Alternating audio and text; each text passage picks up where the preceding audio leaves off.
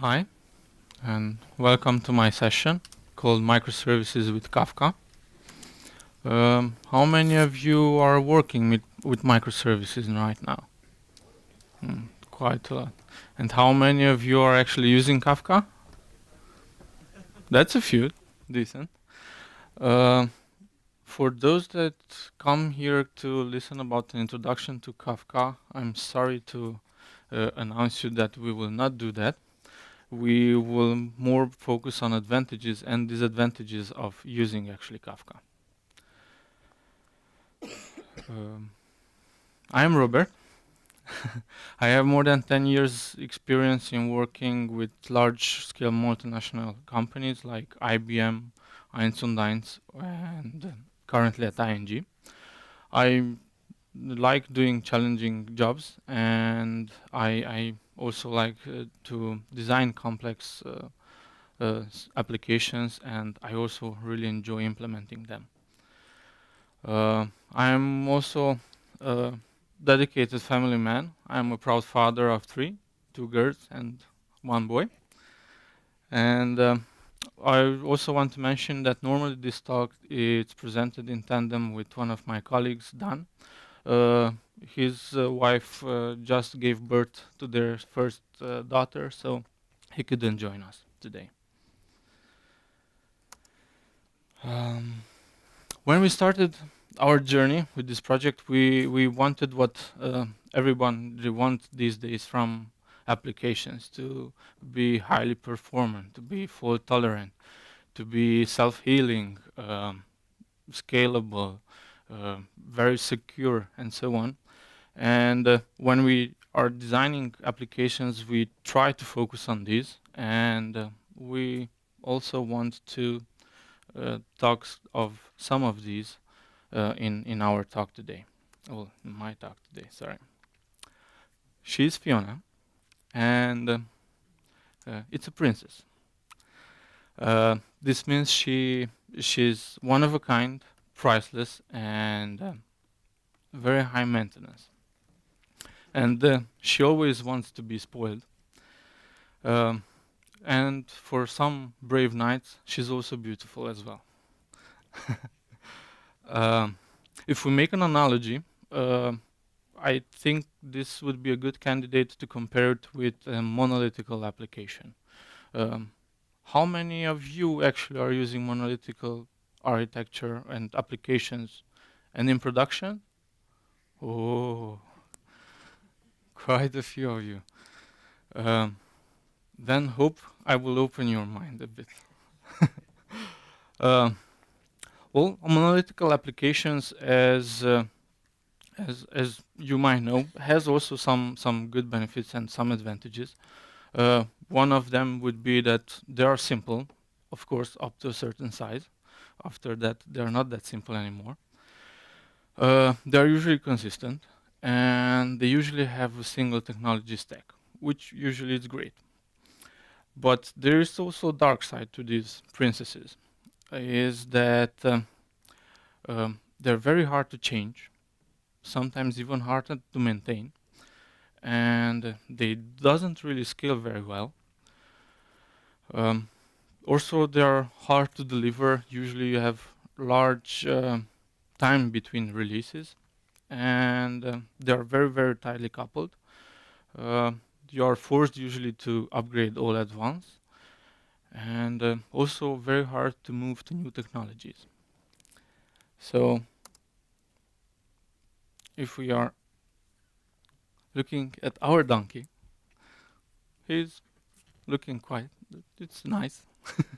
um, and as continuing with the analogy, uh, this donkey it's really easy to maintain.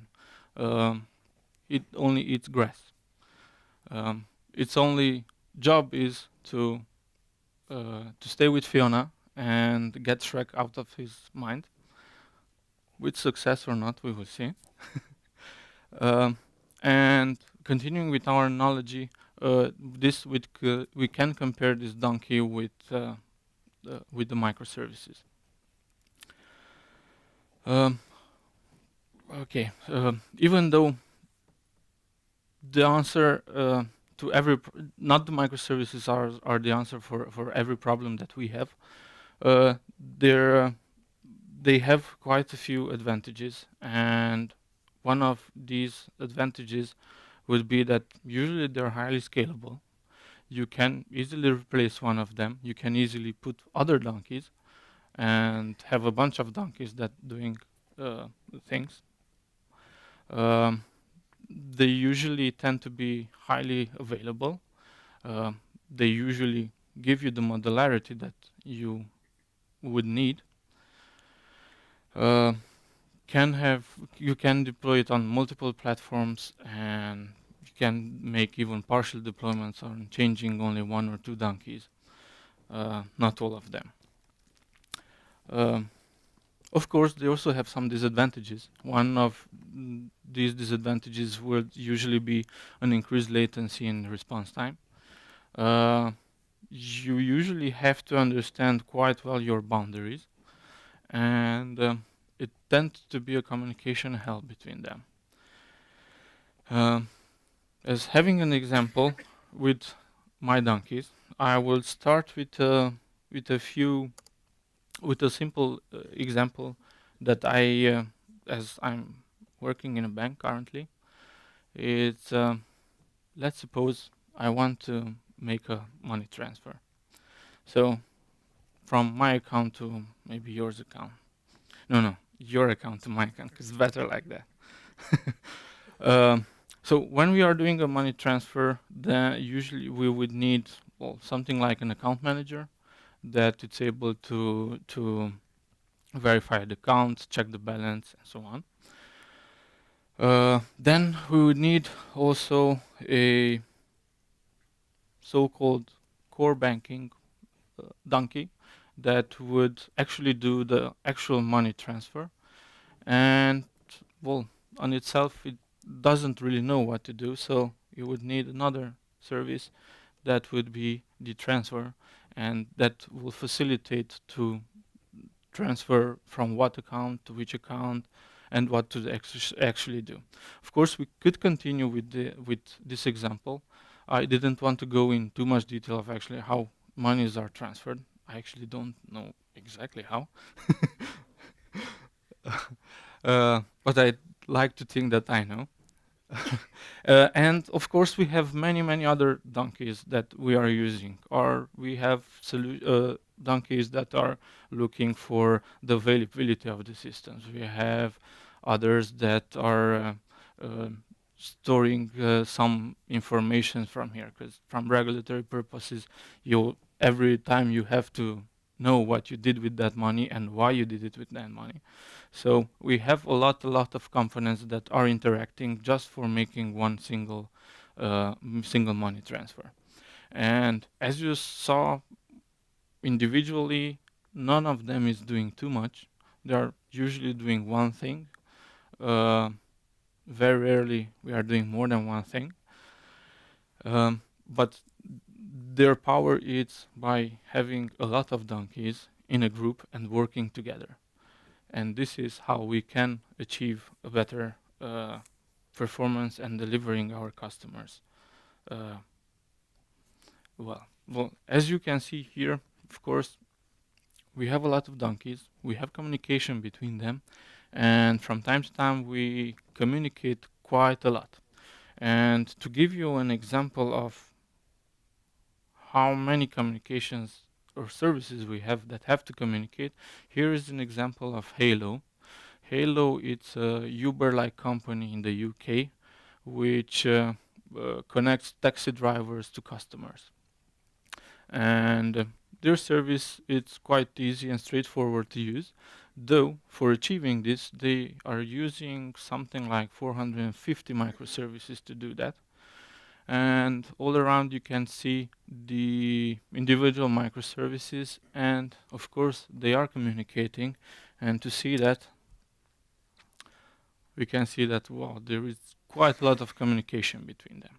So from this point, you can see that the communication becomes quite crucial, and it's very important to have it this quite effectively.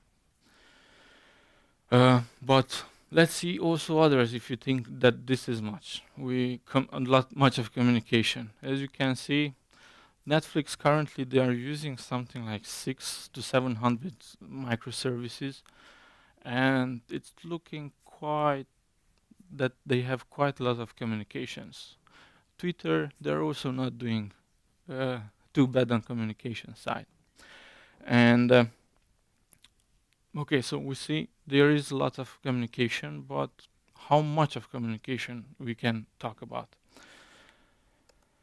Um, if we are talking about Twitter, they are processing something like 500 million messages per day.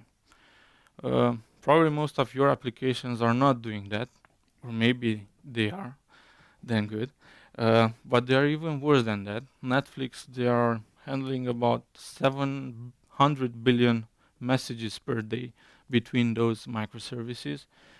And probably the worst case or the best case scenario, I don't know how to put it, it's LinkedIn, which they are handling more than 1.4 trillion messages per day. And this data is from the beginning of 2016. So it might probably increased a bit since then. And well, what all of these are having in common? Well, probably you guessed it, it's Kafka. It's the new kid on the block. And why all of these are using it? Well, probably because they are full of features, right? So then let's see, comparing it with other alternatives of Kafka, how feature rich Kafka is. And if we are talking about support for multiple protocols, well, Kafka doesn't have that. If we are talking about the JMS support, well, Kafka doesn't have that either. If we are talking about some security aspects, well, Kafka doesn't have that either. Transactions, well, even that, it's not supported in Kafka. Filtering of data, that's also not supported in Kafka. And finally, we have persistence that is finally supported in Kafka. Then why would you think that those companies are using Kafka? Any hint? Yes, performance is the answer to this, which is in speed. And as a comparison with at the other slide, as we saw it compared with the features, it has performance, not too much features as we saw. The others have quite a lot of features, not too many, not so many speed. To see exactly how much speed are we talking about, there is a comparison that was done by LinkedIn almost 5 years ago, where on the left side you can see they produced 10 million messages for ActiveMQ, RabbitMQ, and Kafka. And the speed differences, as you can see, ActiveMQ and RabbitMQ, they were at about 25,000 messages per second. And with Kafka, they were able to achieve 450,000 messages per second with one single producer. And this was in 2011, I think. Actually, the guys that are the main contributors to Kafka, they made a paper like 2 years ago where they are showing how they were able to achieve more than 2 million, to send more than 2 million messages per second with some very inexpensive machines. On the right side, we see also those 10 million messages consumed by the different consumers, and even here we see an order of magnitude of at least 4 in Kafka's advantage compared to their competitors. So now we saw that actually there is quite a lot of performance there, but still we have no features. So you cannot do much with speed, with brute force, if you don't have what to do with it. And we try to tackle this. But before starting to tackle this, then we started to think, okay, but what is actually our use cases?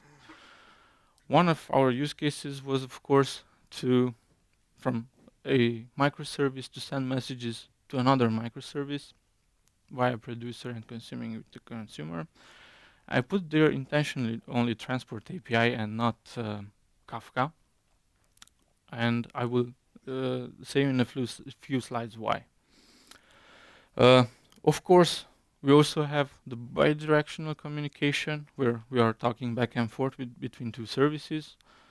Uh, and also we have a one-to-many type of communication where we are sending an event and other services will react on it.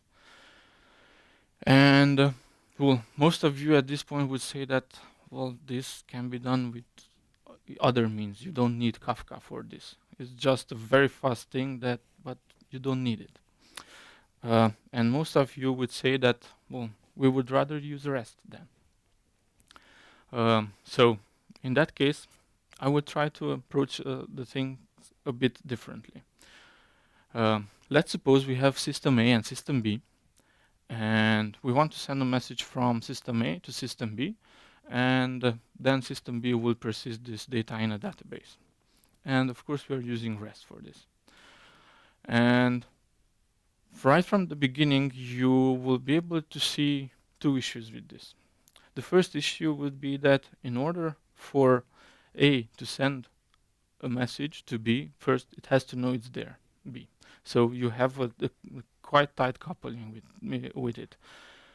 The second thing is that in order for service A to be able to deliver its message, it depends on service B's availability. So its uptime is dependent on service B. The other problem that we have here is that service A cannot respond until service B will respond. So its performance is very also dependent on service B. And this could raise to some questions that you might ask here. One of these would be how often service B fails, how often service B is down for maintenance. All these are affecting my service. What is its peak performance? How much load can do? All of these are questions that we currently don't know, and for knowing that, you really need to understand what is happening there.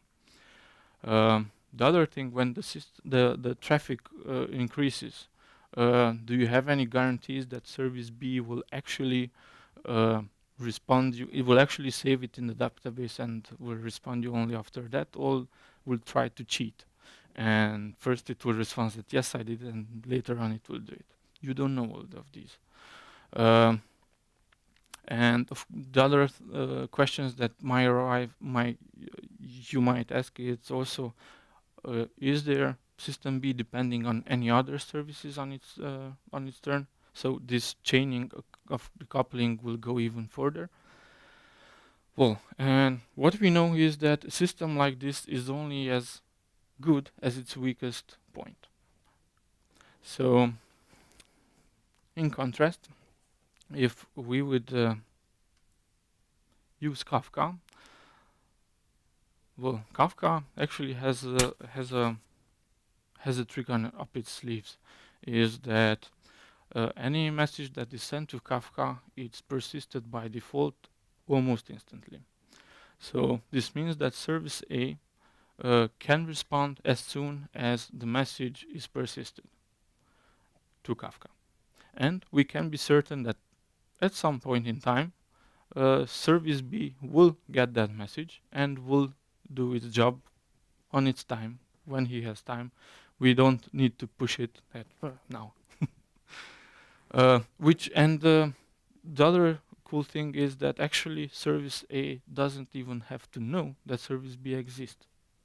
So this is again a very good advantage compared to REST.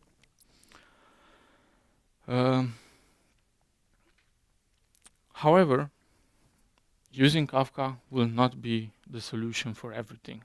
You will definitely have situations, or maybe you can point me situations when definitely using REST will be more, it will have more advantages than using Kafka. But, sorry, what do you mean by that?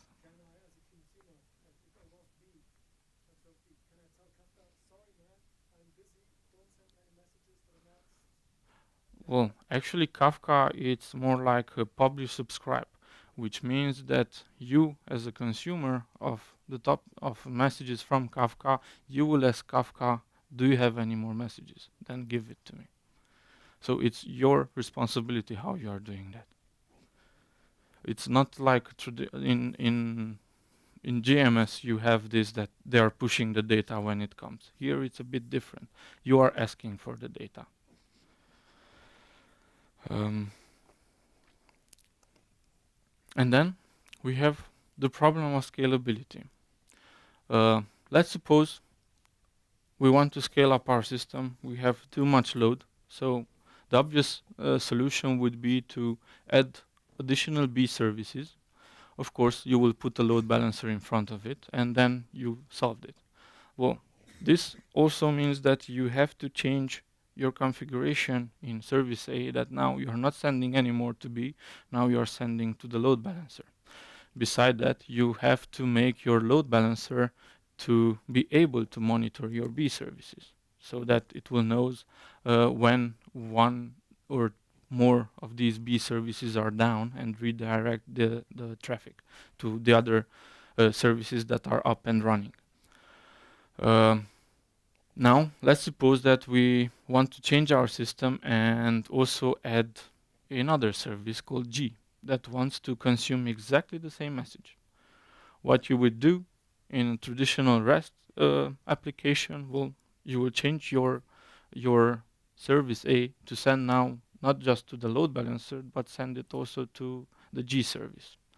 Yet another coupling that happens. And here again, in case service G is not fast enough, you probably will add more services of G, yet another load balancer, yet another monitoring of the services, and so on.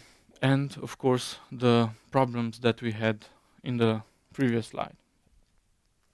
In contrast, if we are using Kafka, here the solution for scaling this up is actually add additional consumers to Kafka for the same topic. And you can keep up adding consumers, of course, as much as based on the configurations that you have in Kafka, you need to have that many partitions as well. But this is only a configuration and it's done in Kafka. So no changes on your side, on service A side. Service A will continue to send data to the same topic. If you need to add an additional service like G service, then you just hook it to the consumer and to the consume from the same topic, and you're done. No additional infrastructure is required for doing so. And as I mentioned before, as I mentioned before, Kafka, by just simply putting there Kafka, will not solve your all performance issues. You will probably still have, if you are not processing the data as fast as you should. You still have performance issues if you are not producing data as fast as you should. But it will make sure that the services from service A to service B will arrive as fast as they can. And another bonus that you will get is that actually it will allow you to handle various loads and to deal with how it's called with peak traffics, because it will behave as a buffer, and then service B, service G can consume at their own pace. You have time to observe that actually you have a peak, to start up additional services to be able to consume faster the data. and without changing anything to your services. It's just by using Kafka. Well, as we decided so that we will use Kafka, because we have quite a few advantages over REST, we also, this opened the opportunity then to do also the logging via Kafka. So that would open up the possibility to actually do live monitoring on your systems. Most of the systems that are communicating between each other, those are the systems that will find out before any other monitoring system that your system actually is down or one of your components is down. And it will start triggering error notifications almost instantly. And you can monitor those logs and then you can react on them. Yet it's another type of event that we are using and you could use. Okay, and of course by having this we might eliminate a lot of files that were produced, a lot of out of disk space errors and many more. So for having that and to be able to cope with these, first we need to be able to send messages to Kafka. You would say that, okay, then let's use the consumer and producers that are offered by Kafka. How many of you actually played with the native Kafka producer and consumer? Quite a few of you. The rest you should try though. Actually, it's fun, but you will quite soon see that you have to understand quite well what actually Kafka is doing. In our company, what we observed is that most of our colleagues don't want to do that. They just want to send a message from service A to service B, and that's it. They are not interested, but they would like all the features that they had before when they were using things like RabbitMQ or ActiveMQ. And for doing that, of course, we create the producer for them, which later on will be able to allow us to do this, to add our additional features. So what we did is we created the producer factory. From that, we created the producer, and from the producer, you can send a message. Actually, it's a simple POJO. Okay, it looks like a bit more than that, but it's just a simple POJO. And this already gives us the possibility to do quite a few things in the background what the usual user don't want to see. If we would want to see its architecture, its central point would be the producer factory, which of course in the background it's using the native producer API. And based on, you can still add your tuning options for communicating with Kafka if you really want to. We have those kind of users as well, that they want to be able to tweak everything there. And of course, we can enable the possibility to use SSL for communicating with the brokers. And from there, you create the producer, and on the producer, you just send the message. And this is like 99% of our colleagues that want to do. It's get the producer and send the message. So by having this already allowed us then to implement that Kafka appender. It's based on logback, and on the left side you can see how originally looked like. Originally we created log files through the file appender, and then there we had a so-called logstash forwarder that's monitoring these files, and when they are changed, it's sending the log messages to the elk stack, to Logstash, and from there on other systems could hook up and do certain different kind of processing.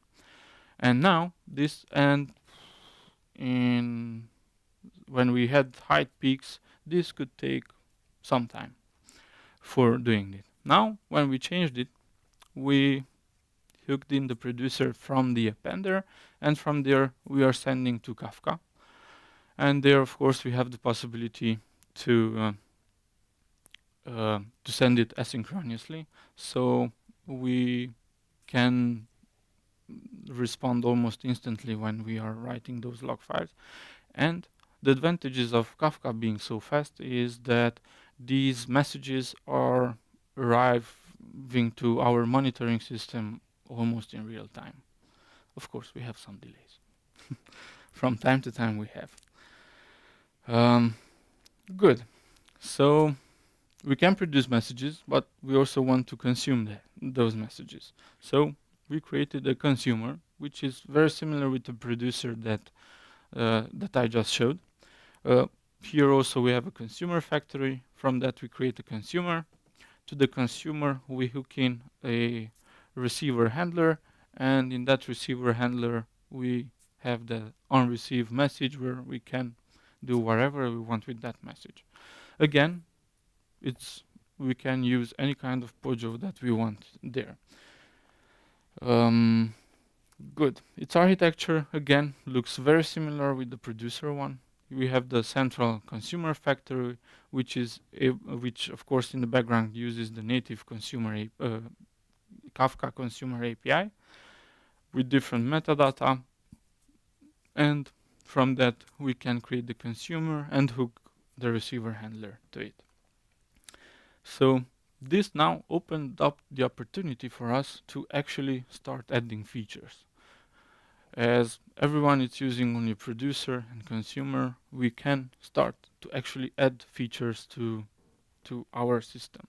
One of these features would be the transformer and serializer that we are calling it.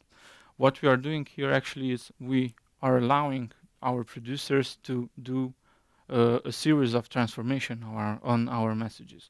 For instance, you can hook a transformer that maybe it will insert you the timestamp when the message was generated. You can hook in, I don't know, the host name of the server on which this event was generated, and so on. And of course, we have the possibility to add different kind of serializers. Like we want those messages to be serialized as JSON. In some cases, you might want to be in XML. You might want to use Google Protobuf, for instance. Or why not? And actually, we are using, in some very specific cases, we also need to do encryption on the data. So, because the data are so sensitive, we also want to protect it by encrypting it. And we now have the possibility to do that. Before, if you would use directly the native API, you had to do quite a lot of work to achieve all of this. Another cool use case was the filtering. Actually, the filtering here, as it's shown as having a distinct microservice doing that. But we have the possibility for filtering also inside the consumer. You saw in the previous slide we have the receiver handler. Actually, we have a filtering receiver handler as well, which is able to accept or not the message for processing. But we also have use cases where you might ask first, why are not everyone is hooked to that topic and I'm doing the filtering like this? Well, from security reasons, in some certain cases, the data are so sensitive that nobody is allowed to read them, with the exception of one or two systems, and they then can do this filtering and forward those messages for others and putting them to another topic. Of course, based on some metadata information. Other feature was the transformer. We saw already the transformer inside the producer as well, but well, as we are a bank, we have quite a lot of systems. Some of them loving to communicate in JSON, others love to communicate in XML. And sometimes they should talk with each other, but they cannot understand the language that the other system is talking. So here we have the possibility, for instance, from a JSON message to transform it in maybe an XML, and then we enabled the coupling between the two systems without those two systems to know about each other. Of course, here we also have the possibility to add any additional informations to those messages that you would like. Another features that a feature that we added was the so-called forward and dispatch. And this, on its basis, what it's doing, it's actually reading a message and will put it on different other topics. And if you're looking to it like this, you would say that, well, why would you do that? Well, actually, this in combination with the filtering and the transformation, you can do a lot of things there. And it opens up your possibility to do a lot of things and a lot of features to add to your applications that you didn't have before. And this is how we achieved it. You might also say now that, okay, but what about the performance? Well, we benchmarked actually what we can do. We saw Kafka can do about 2.4 million messages. We benchmarked how many messages we can process before giving it to Kafka to see how much overhead we added over it. And we were able to tune it up to almost 10 million messages per second. So, which meant that we can handle the load that would come, and Kafka will still perform pretty decent, and we will not slow down by adding these features. So actually you can do that, and you should do that. Without, of course, there are use cases where you have more penalty than this, and probably those needs to be treated a bit differently. Well, yet another cool feature that we were able to use by using Kafka is, as we are developers, how many of you are actually developing also bugs? I thought it would be like that. I'm also developing from time to time some bugs. So, but by using Kafka, and actually because it behaves also as a buffer, and as some of you may know, others not, Kafka will keep it for a certain amount of time, those messages. After that, it will start override it, which still means that I have from few hours to few days, depending on the systems that we are using. But we have a certain amount of time in which we can realize that actually we developed the bug. We have the opportunity to actually fix that bug, and then we have the opportunity to replay those messages and reread them from Kafka, and reprocess those messages to be processed as they would as they should have been processed initially. And this is again another feature that we are using, and we are happy that we chose Kafka for that. So until now we saw that, well, we had a quite dummy Kafka that didn't had too much features. We started to add to it some features which enabled us, after all, to have a more reachful Kafka, which was able to deliver us quite a lot of performance and still have some or not even all the features that we needed from our systems that could have been offered by the competitors, and but at a faster rate.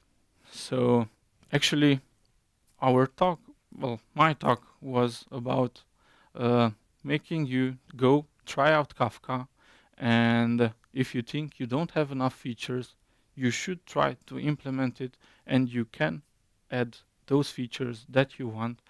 You need to invest some time in it, but you can get very good results by enabling and doing this.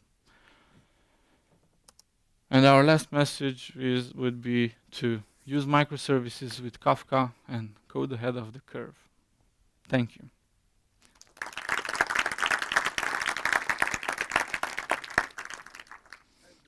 Yes. How do you solve the redundancy? Because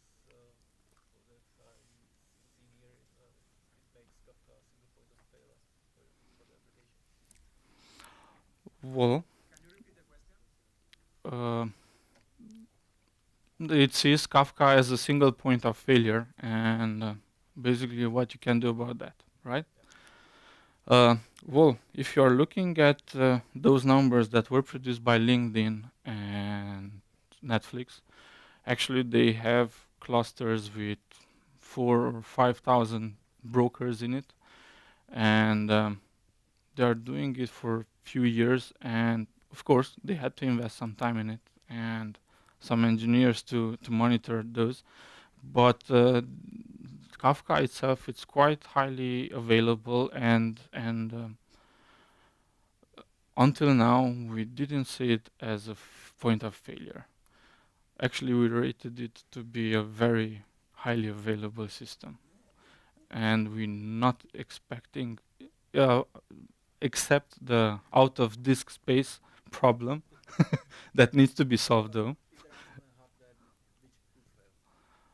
Yes, and we as a bank usually we are using at least 2 data centers for running our applications. So we are quite sure it will not fail. Even if one or two hardware will fail, the whole ecosystem will still survive. Of course, not every company will have that budget to have multiple data centers, but I'm pretty sure with 3, 4, or even more servers, not necessarily too expensive, you can get quite good results. You there.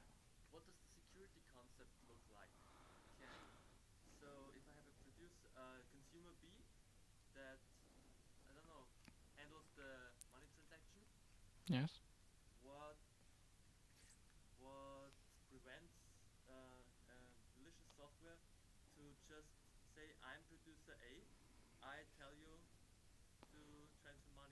Mhm. Well, for this, actually, we are using from Kafka 090, you are able to use mutual TLS, which actually, based on a key certificate, will authenticate you who you are. And we are actually using this. Beside that, uh, we have multiple access zones, and we are make sure that no one will get there who doesn't need to. But beside that, this is why for really, really high risk data, we also use encryption. Yes, please.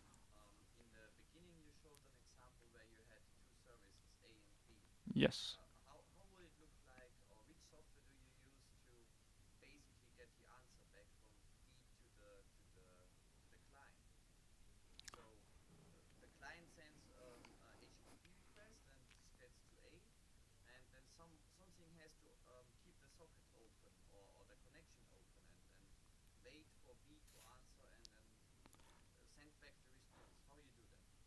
If you need to send back the response and you're not using REST, then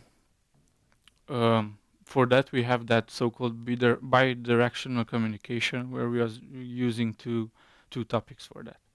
One which one in one way and a second topic for other way.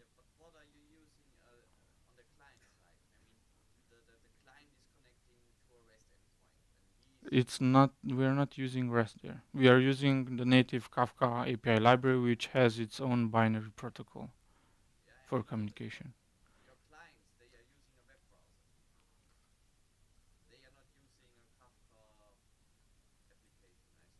That's the front end of service A from this point of view. And from this perspective, we don't really care.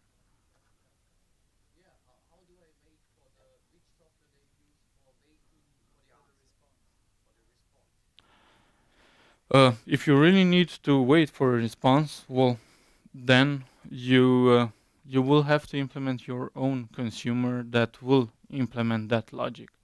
And this is sort of the downside of using Kafka, because it's not offering you this push notification. So you always have to say so to ask for there is anything there.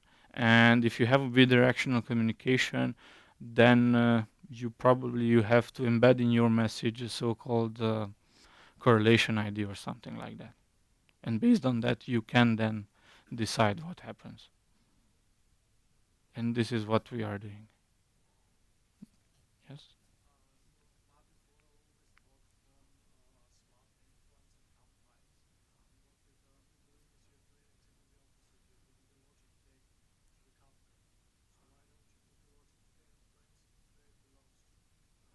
The logic still remains there. We just opened up the possibility to add some additional features. Which one? This one.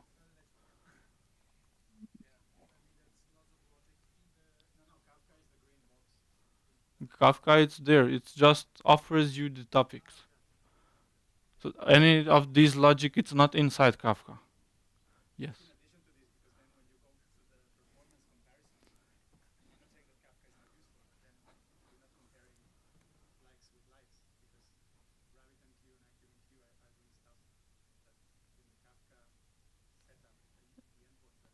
Indeed. Indeed. And I showed you, but what offers it's the very much the performance.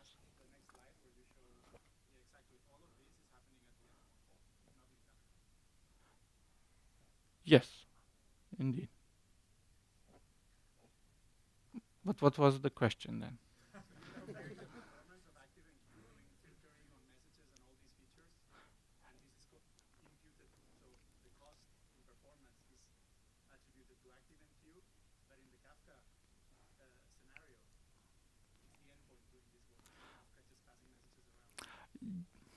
Yes, from this point of view, you're saying that actually what we did, indeed, the performance of Kafka wasn't altered at all, because everything was put on the client side, right?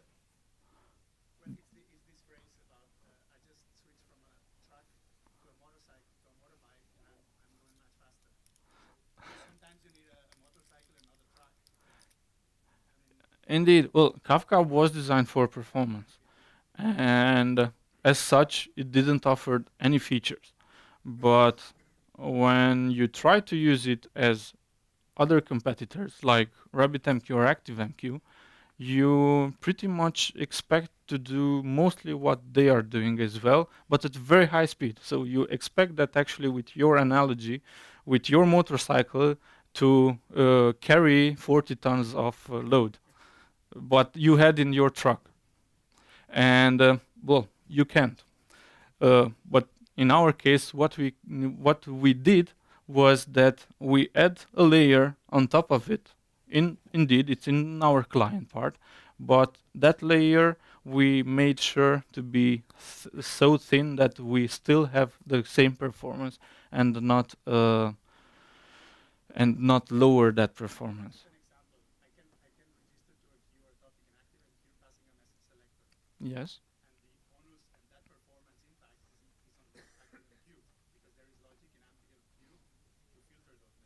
Yes, but if you make your benchmark on this comparison, where you are actually comparing from the moment of sending to the moment of receiving, either with the usage of Kafka, where you have this logic in your client, and the performance is better when you are using Kafka. Though not with every. If you want transactions, for instance, then you are a bit stuck.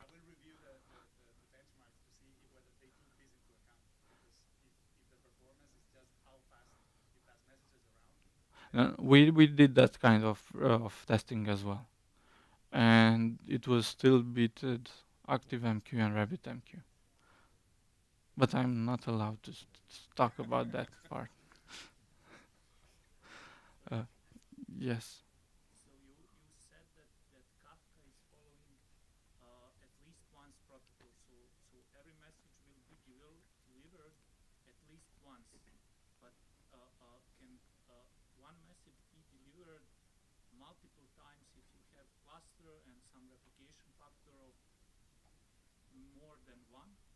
Uh, yes, you can. Actually, on Kafka, you have these so-called consumer groups, And if you are connecting to a topic and you're in the same consumer group, no, no, but if you're in the same consumer group, then if each message, if consumer is on the same consumer group, then you will have distributed the messages and will deliver it only once per consumer group. If you put these consumers on different consumer groups, then each of them will receive that message. So in case of my example, if I have system B and service B and G listening on the same topic, if they are in the same consumer group, then only one of them will receive the message. If they are in different consumer groups, then both of them will receive the same message. So that's matter of design, to my understanding. But my question is more like if one of your nodes goes down, Yes. message is replicated to some other node, and that node will, I mean, someone will consume from another node the message, and once the first node goes up, will that message will be again consumed from someone else, It should consume it from the last committed offset. And this is handled by the native consumer API. And in the background, you have the possibility to work with the either have an auto commit of the offsets. And in that case, well, in case you read the message and the Kafka that broker went down, then yes, probably you have the possibility to lose a few messages because you you read, I don't know, you read 10 messages and you said that 5 of them was already processed, then you send an auto commit message and then it breaks down, then you will be redirected to another broker and then you will continue from 5. And in that case you either lose some messages or you process some messages twice. I think it's quite unpredictable, that part.